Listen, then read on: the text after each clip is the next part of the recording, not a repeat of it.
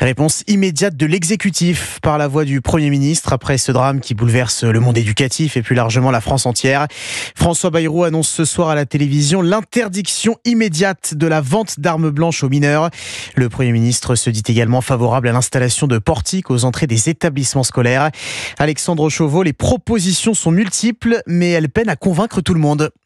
Face à ce qu'il décrit comme une épidémie d'attaques au couteau, François Bayrou annonce l'interdiction de leur vente aux mineurs. On va interdire tout couteau qui peut constituer une arme. On a vu aujourd'hui que ça peut être un couteau de cuisine, hélas. Le Premier ministre croule sous les propositions de députés. Après le texte sur la justice des mineurs, voté fin mai par les deux chambres, un rapport parlementaire sur les armes blanches liste 50 mesures pour tenter d'enrayer les attaques au couteau. La députée Horizon, Naïma Mouchou. Il est temps d'imposer le déferrement systématique des auteurs, de prévoir des sanctions pénales beaucoup plus rapides et d'instaurer des peines minimales, de sécuriser nos établissements scolaires et d'améliorer la chaîne de signalement. De son côté, François Bayrou insiste sur la question de la santé mentale des jeunes et se dit prête à expérimenter les portiques à l'entrée des établissements scolaires, une mesure qui ne convainc pas réellement Bruno Retailleau.